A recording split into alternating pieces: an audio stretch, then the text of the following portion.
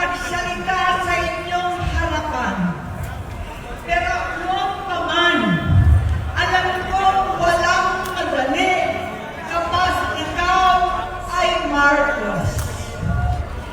Nanginginig ako at ang aking boses, hindi dahil ako'y natatakot sa inyo, kundi dahil nalulungkot po ako. Ipagpaumanhin ninyo kung sa gitna ng pagsasalita ko, ako'y hihinto, hihinga dahil sa bigat ng aking kalooban.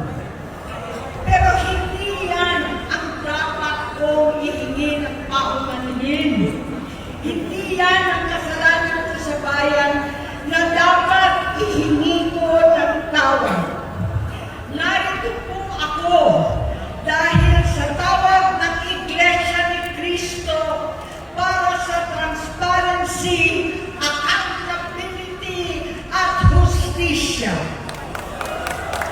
At dahil sa tawag ng sarili kong konsensya, bilang senador, bilang kapatid, bilang Pilipino.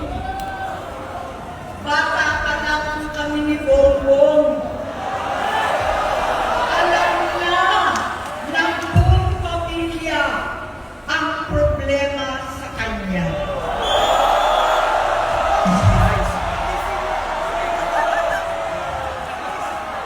Totoo lang, mababasa naman ng lahat ang mga testimonya ng aking ama patungkol sa kanyang ugali at gawain. Noon, dahil may tatay pa kami, hindi ko pa siya responsibilidad. Noong tumatanda, ay mas naging nakakabahala. Batid ko na nagdadrag siya.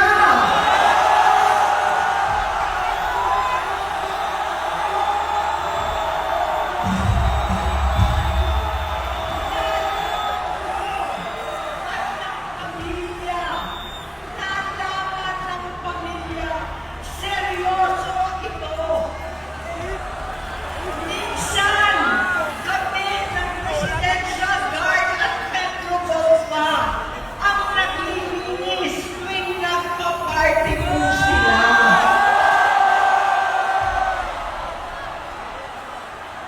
Nabuhay kaming magkakapatid sa ibang bansa. Kami-kami lang. Kinumbinsi ko pa si Bongbong. Pakasalan mo na si Lisa. Naisip ko noon, kapag nag-asawa siya, malalagay niya sa tahimik at magkakaroon ng direksyon. Ang laki ng pagkakamali ko. Mas lumala ang kanyang magkanlong sa droga.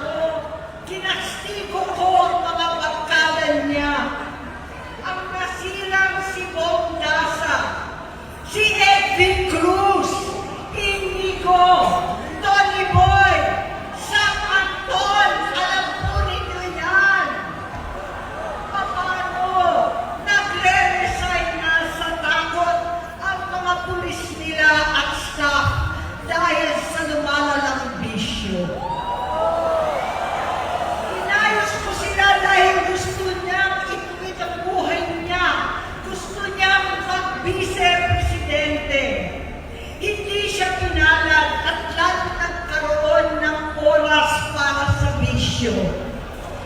Simula noon, naging malabo sa amin ang lahat. Kaysa mag-away, bigla na lamang lumayo ang loob namin sa isa't isa. Noong 2016, kasabay ng kampanya ni dating Pangulong Duterte laban sa droga, lumabas ang pangalan ni Bongbong sa listahan.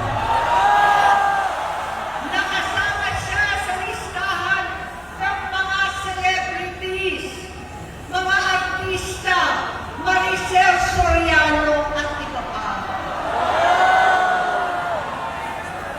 Masinsinan kong kinausap si Pangulong Rodi. Halos manikluhod ako. Sinabi ko ayon sa kapulisan, dapat unahin, usigin ang mga pusher at saka na lamang sagipin ang mga user. Naligtas si Bongbong. Labis ang takot ko at pag-aalala. Kinausap ko siya at nagsabi siyang talagang siya ay nagbabago na. Muli at lagi, hindi ako nawalan ng pag-asa. Ako'y naniwala ulit. Mula noon, ang natatanggap ko na lang na balita tungkol sa kapatid ko ay regular na pagpapadoktor. Kaya kumama naman ako. Inisip ko, totoo, dahil na-opera na ang tuhod niya sa gout. Siguro, totoo na ito. Hanggang nito, nalaman ko na tuloy ang paggamit niya sa mga party na garapalan ng hahain ng droga. Pinagmamalaki pa ng mag-asawang kayang-kaya nila ang microdosing ng cocaine. Hati-hatiin daw para 4 na beses sa isang araw. Hindi mabibisto. Ang pagpapadoktor, pinalabas nila ang pag-stem cell. Nagpapalit daw ng dugo, nagpapa-blood transfusion. Kayang-kaya raw, hindi ko maintindihan ang pinagsasabi. Noong 2021, kahit papano, nagkikita kami at nagkakausap. Sumumpa siya sa aking talagang hinintunan niya. Naniwala ako kasi sabi niya gusto niyang tumakbo. Ang sabi ko, tutulong ako sa abot ng aking makakaya.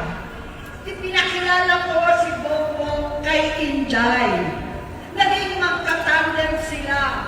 Pagkatapos noon ay biglang hindi na niya ako ulit kilala. Kahit si Inday, nagtataka, bigla ko na itsakwera. Kahit ganon, nangampanya pa ako para sa kanya. Kahit si Inday na lang ang aking nakakausap. Hindi ko alam bakit ako nakabang sa headquarters nila sa Mandaluyong. Hindi ko alam bakit walang nagre-report sa akin tungkol sa kampanya. Sa totoo lang, masakit mang aminin, nung dinidisqualify na siya, halos papaboran ko na sana dahil may nagsumbong sa akin mula sa kanyang campaign team na gumagamit na naman siya. Nung sinabihan ko, siya at mga taong nasa paligid niya, nagkaisa silang tuluyan akong alisin sa kampanya na ako naman ang bumuo. Sinabi nilang gusto ko na siya ay mag-disqualify para ako ang pumalit. Hindi totoo yun! Iniisip ko ang kalagayan ng aking kapatid at paano siya magsisilbi kung ganyan ang kalagayan niya. Pero pinaparating sa akin na hindi siya lulong at minsan na lamang tuwing nagpa-party. Hindi ko maipaliwanag bakit gusto ko maniwala at hindi mawalan ng pag-asa. Noong nanalo siya, naging pinakamalayo na kami sa isa't isa. mag-isa. Maliban sa opisyal na takbuhan at kapag pumupunta yung nanay namin, hindi ako sumama sa loob ng 3 taon dyan sa Malacanang. Dahil lantaran na doon ang inuman, ang paggamit nila ng cocaine at mga bawal na gamot. Hindi ba nila nakikita, naririnig, kakaiba na siya magsalita, hindi na maintindihan kung ano-ano na sinasabi at wala na sa sarili. Nagtatago sa kabaitan niya ang pang-aabuso niya sa droga. At nagbunga na ito ng mga nakakapinsalang maling desisyon. Hinayaan niyang kumilos ang mga nakatalibot sa kanya. Yung mga umaastang presidente habang nilululong siya ng mga ito. Hindi na kami nagkausap. Sa harap ng publiko, pinipilit kong magmukha kaming maayos. Pero wala na kaming koneksyon. Hindi ko hinihiling na maunawaan ninyo ako, lahat kayo. Sa palagay ko, ang makakaunawa lamang sa akin ay ang mga pamilya may pinagdaanan sa adiksyon, sa inom, sa sugal, sa alak, sa bisyo, higit sa lahat, sa droga. Pagka hindi ko siya nakakasama, buong aking loob na ipasok sa institusyon. Ipagamot, iparihab ko na yan. Pero tuwing maghaharap kami noon, hindi kaya ng aking kalooban na gawin yon. Tuwing magsasabi siya sa akin na magbabago na siya, hindi ko siya kayang tiisin. Hindi ko kayang ipagkait sa kanya magkakataon at pagbabakasakali, umaasa ako at laging nananalangin na sana, oo nga, nagbago na siya. Hanggang dumating ang 2024 at 2025, yung bisyo niya na ang dahilan ng pagbahak ng korupsyon, kawalang direksyon, at maling-maling mga desisyon. Walang accountability, wala na ang hustisya. Hindi na niya alam ang nangyayari. Hindi na pinapaalam sa kanya ang mga pangyayari. Sinamantala ng mga ito ang paggamit niya ng droga. Tinangkap na nila ang kaban ng bayan habang ang mga dating tumatawag sa amin ng magnanakaw ay nakakita ng pagkakataon sirain ang lahat. Nagagamit na nila si Bongbong para sirain si Inday. Itinutulak pa nila si Bongbong at ang bayan sa bangin para umastang tagapagligtas. Mula sa pagtraidor at pagpapahamak kay BP Inday, sa confidential funds na tutuusin ang galing naman sa opisina ng Pangulo, hanggang sa pagpadukot sa dating Pangulong Duterte para itago na lamang sa ibang bansa. Ang kabaitan ni Bongbong ay naging kalupitan. Karapalan niya ang pagtatikip sa kanya ng mga nasa Congress, sa Senado, mga miyembro ng kabinete. Kitang-kita na ng taong bayan, wala nang puwang ang kahihiyan. Para pang nauulit ang bangungot ng kasaysayan dinanas namin noon. 68 years old po ang nanay ko nung pinatalsik sa pwesto. 68 years old na rin si Bongbong ngayon. November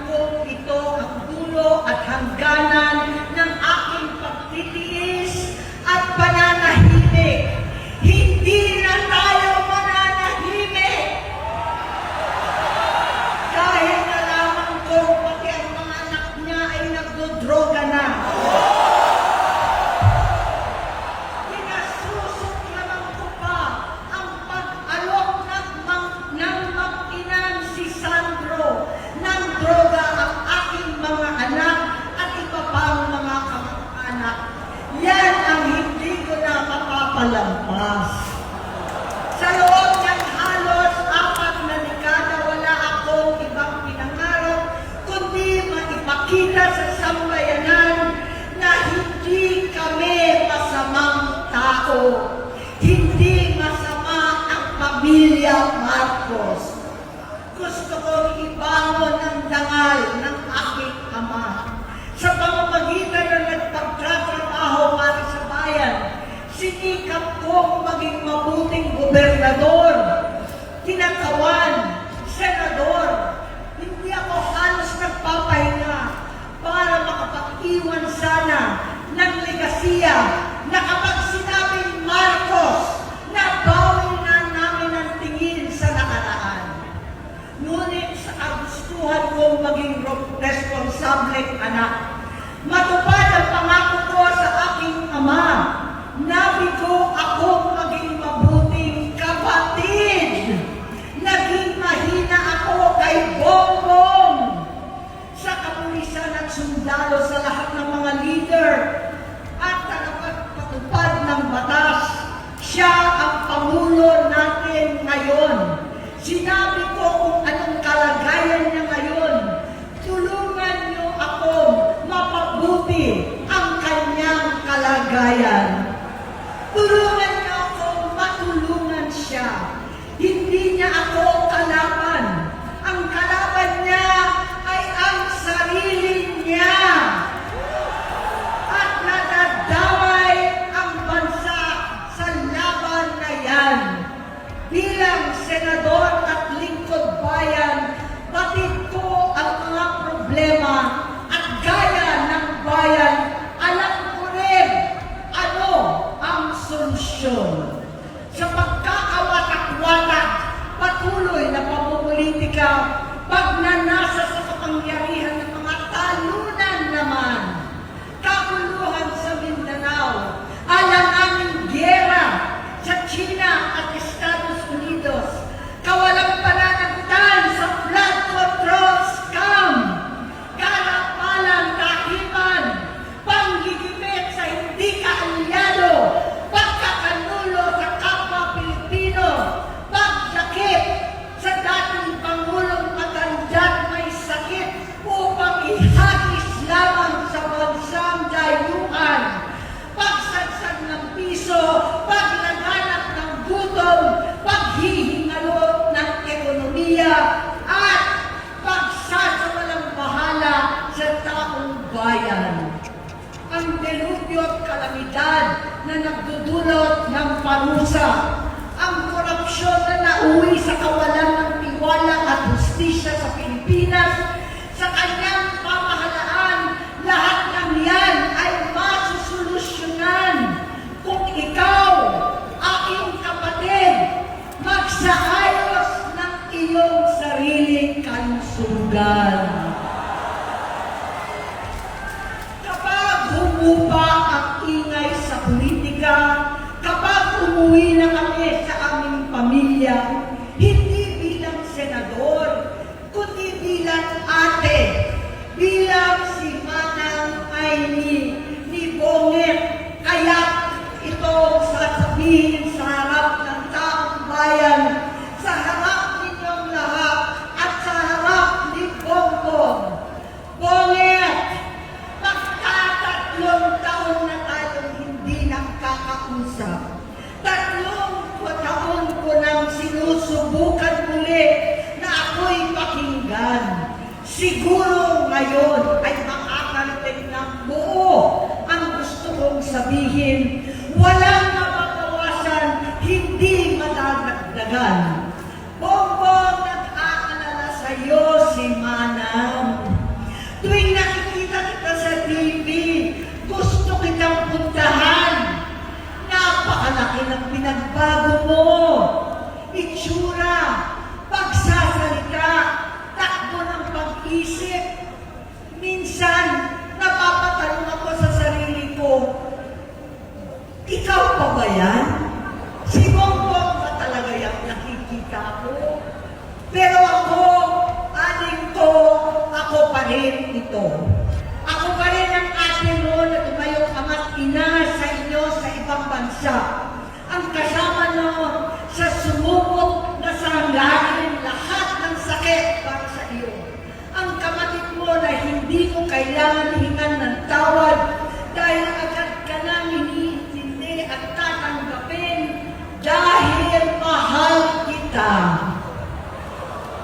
Nasa Bagong Tipan, kay Lucas, Kapitulo 17, versikulo 3 hanggang 4. Kung magkasala ang iyong kapatid, sawayin mo siya. At kung siya'y magsisi, patawarin mo siya.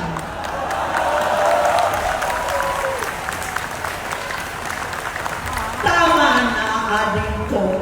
Tapusin mo na ang paghihirap mo at ng bayan. Gaya nung umalis tayo sa palasyo, kaya mo pa rin hawakan ang iyong kamay, huwag kang matakot. Malaki na ang dulot sa iyo ng droga. Sinisisi ko ang sarili ko dahil hindi ako nakinig sa mga sumbong. Hindi ako nakialam. Hindi ako maniwala. Pero hindi pa huli ang lahat. Tama na, ading ko. Magpahinga na tayo. Umuwi na tayo. Magpagamot, magpagaling at nangangako ako. Hindi ako malilinan, hindi ako magkukulang. Lahat ng kasama mo ngayon, hindi natin kasama sa pinakamadilim na bahagi ng buhay natin. Kasama mo sila ngayon dahil nasa taas ka pa. Ako at ang ating mga tunay na kapatid dito sa Luneta ang kasama mo. Kahit pagdilim ulit ang lahat. Sa likuran mo ang iniisip at ibinubulong lang ang misyon. Unahin na natin ang kalusugan mo dahil sa adiksyon na bigyan mo ng malubhang karamdaman ang buong bansang Pilipino. Matatanda na tayo. Sakitan na si Mami. Alagaan na lang natin ang isa't isa. Kaliwat kanan man ang pagbuhusga sa akin. Malinaw sa aking puso na dapat mauna ang Diyos, ang bayan, pamilya at sarili. Hanggang sa mga oras na ito, Bonet, gusto kong malaman mo na hindi kita sinusukuan. Hindi ko kakayanin kung mapapahamak ka. Kaya hinihingi ko na tayo'y umuwi na, mamahinga, alam sa iyong kalusugan. Kaya ko mabigo at mawala sa iyo ang posisyon, pero hindi ko kayang mawala ka sa amin. Ayusin mo ang sarili mo. Magpagamot, alisin ang droga sa iyong sistema. Wala akong ibang gusto kundi gumaling ka, malagpasan natin ito muli. Dahil wala akong ibang hinahangad bilang ate, kundi maging masaya ka, maging ligtas sa panganib, malusog, matagumpay sa buhay. Itama ang mali, labanan ang adiksyon, at ako hindi kailanman aalis sa iyong tabi. Susuporta at hindi titigil, manalangin kasama ninyo dito sa Luneta at sa buong mundo. Dahil iyon naman ang tungkulin at ibig sabihin ng salitang kapatid, kapatid, mabuhay kayo.